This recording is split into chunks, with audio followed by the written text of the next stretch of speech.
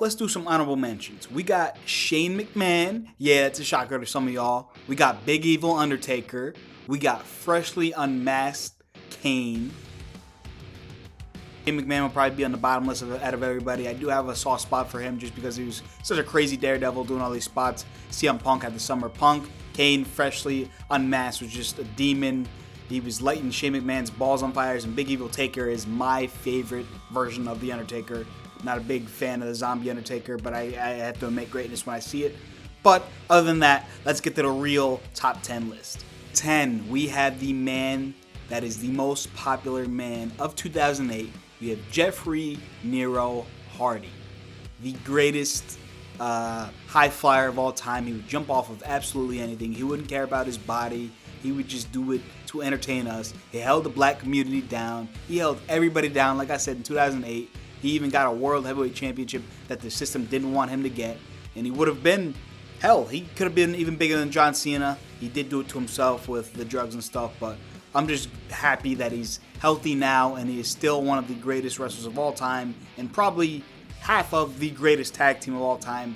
And for all those reasons, Jeff Hardy is in my number 10 spot for my favorite WWE superstar of all time. Alright, so now, number 9 is a current guy as well. He can easily move up to the top 5 within the next few years, depending on how his journey goes. We have the American Nightmare himself, Cody Rhodes. I've loved what I've seen with him since 2022, man. Obviously, you have all the stuff beforehand. You have him clawing back to WWE. You have him in the WWE doing the dashing, doing the undashing, doing the mustache, doing the Stardust. They gave him all these stupid things, and he would always make it work. He comes back, and he's just the complete face of the company, you know what I mean? Throwing banger matches out there with the likes of AJ Styles, Roman Reigns, John Cena, you know what I mean? He's just the golden boy, but at the end of the day, I do love the underdog story with him, and that is why he is in my number 9 spot. Next up, we have a man that recently retired. We have Alan Jones himself, aka AJ Styles. He's probably on the Mount Rushmore for in-ring performers as far as I'm concerned, up there with the likes of Shawn Michaels and Kurt Angle. Whoever you want to throw in that 4th spot, do you, but he's definitely up there in my opinion. One of the greatest in-ring talents of all time, and I feel like he's so good in-ring that his charisma and his mic skills are also underrated because he can cut a promo, you know what I mean? I prefer AJ Styles, to be honest, kind of as a heel, like 2016 AJ Styles, for example, perfect when he was going against John Cena. That's my favorite AJ Styles of all time. Obviously, the in-ring stuff with TNA is far better. He was younger and he was doing freaking spiral taps and 450 is every other day, and he was a lot lighter and younger. But at the end of the day, AJ Styles is just the modern day Shawn Michaels, if you will, and he is an amazing wrestler. If you don't have him in your top 10, I don't know what you're doing. All right, number 7, this man actually slipped down. AJ Styles and Cody Rhodes, they climbed their way up to my list, if you will. But this man actually climbed down a few pegs just because of how selfish he is. We got the final boss. It's going to be Bloodline Rules. I got Goosebumps, The Rock. You know what I mean? It's The Rock. He's always going to be a classic WWE character. He's always going to be a big portion of why the Attitude Era, which was so big at the time, along with likes of Stone Cold and Undertaker and Mr. McMahon himself. And obviously you got Hollywood Rock after that. You got the final boss, Bloodline Rules. You got Mama Rhodes, look at you now. I mean, he's a phenomenal talent. I do not like how he interjects himself into storylines and then just dips, because if you don't know what you're going to be doing in the future, or if you don't have intentions in staying, stay out.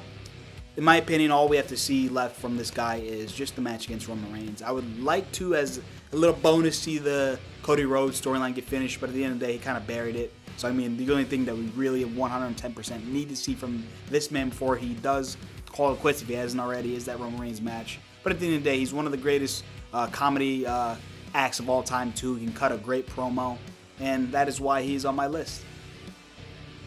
All right, number 6. Now, my whole favorites list here is very important, but I feel like 6 and down and then honorable mentions, they could all be changed based on the day I'm feeling. So I don't mean any offense to this guy because he is a legend. At one time he was a legend killer. I already know who I'm talking about. You guys already know. It's Randy Orton. You know what I mean? Legend. One of the most known finishers of all time. Like, there's guys that don't even watch wrestling say, hey, You hear about the RKO, you see the RKO, you see the Javon Evans RKO, you see the Seth Rollins one, you see the Evan Bourne one. Randy Orton is one of the most known and loved, beloved wrestlers of all time. He was a little cocky in the beginning, but I just love how he did everything with Evolution, and he's just unrecognized. He's not respected as much, you know what I mean? He's kind of like, just gets belittled because he came up at the same time as John Cena, and John Cena is amazing at wrestling, and John Cena is an amazing wrestler and all, don't get me wrong, but I mean, at the end of the day, Randy Orton is on the other side of that coin, you know what I'm saying? It's the Rock Austin effect, you know what I mean? Randy Orton is just as, if not more, influential than John Cena, and I got to give him his flowers and put him on my top 10 favorite WWE wrestler list. All right, here's my number 5. Now, from here on out, this is a very, very tight race. These guys are all here, probably not changing for the next few years. Let me stop yapping. At number 5, I have Seth Rollins, arguably the most I don't know. There's just words can't describe it, because I hear people all the time say how he compares to Roman Reigns and how Roman Reigns is so much better. Seth Rollins is just the modern day Shawn Michaels, the modern day Mr. WrestleMania. He throws on classics with anybody. He brought a good match out of Omos, for goodness sakes. He's amazing. He has aura to him. He has a great theme song. He can play face. He can play the heel. I prefer him as the heel, but he can do both. He's a great in-ring worker. Does he get hurt a little too often? Yes, but I mean, he's doing all these things for our entertainment. I mean, we could have done without the coast to coast, but I mean, he does amazing stuff. A great in-ring moveset. I feel like he's a little undersized compared to a guy like a Triple H or a Roman Reigns, so that's why he doesn't get the love that he deserves, but he is up there. And to be honest, quite frankly with you, say what you want to say, he's probably on my Mount Rushmore for in-ring talent. He's just amazing. I can't say enough about how much I love Seth freaking Rollins. All right, man, big boys are coming up now. In that number 4 spot, I got Steve Austin himself, Stone Cold Steve Austin. Now, this may be low for some of you other guys, but I mean, my top 5, like I said, is very competitive. Hell, Seth could be over Stone Cold one day. I mean, I love Stone Cold, don't get me wrong. Little bit before my time, but you know what I mean? I still watched it. I know everything about Stone Cold Steve Austin. He's a legend, great on the mic, great in ring. He brought popularity to the WWE. He made wrestling cool, because back in like the 70s and 80s, it was all weird with Hulk Hogan and people putting face paint on and roiding the hell up. He just inspired a lot of us to like wrestling, and he's also that good because he's that character that hates his boss, and that's very relatable to a lot of American people nowadays, you know what I mean? Especially even back then, more of a rebel. And Stone Cold has one of the best finishers of all time with the Stone Cold Stunner, the middle fingers, the classic black tights, weird ass, high ass knee braces. Stone Cold Steve Austin is a GOAT, and he is in my number 4 spot. Ah, man. Number 3 and number 2. Number 3 and number 2 were very, very hard for me. Number 1's been undisputed since I was about, 10 years old, which I'll get to obviously later on in the video, but these two are hard for me. I'm going to have to settle with putting the Heartbreak Kid, Shawn Michaels, in my number 3 spot. He had basically 2 Hall of Fame careers, you know what I mean, before he got injured, and then right after he came back in 2002 through 2010. Again, he is, without a doubt, Mount Rushmore on the in-ring talent, and he can be anybody's GOAT, and I would be mad at that. If you were to walk up to me and say, hey, Shawn Michaels is the GOAT of professional wrestling, I'm all in for you, man. He may not be my GOAT, but I mean, he's up there for sure. He's one of the greatest in-ring talents. He can cut a promo on the mic. Now, he's not like, you know what I mean, Cena, Heyman, Rock on the mic, but he can cut a damn promo if he needs to, and he just sells a match like he's just fighting for his life.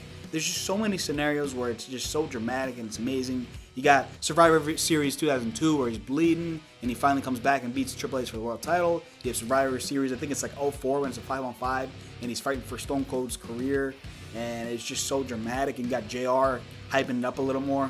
It is needed to have JR call Shawn Michaels matches, we all know, because, oh my God, the sweet champ music, just like it was for Stone Cold. I'm getting a little bit off track here, but Shawn Michaels is a GOAT, and he is in my number 3 spot. Now, I'm sure you all wanted to hear number 2 since I announced number 3, since they were saying they were so close. Number 2 for me is the bald man with a broken freaking neck, Kurt Angle. He's in my number 2 spot. He is just as well-rounded as anything. He can talk on the mic. He's funny.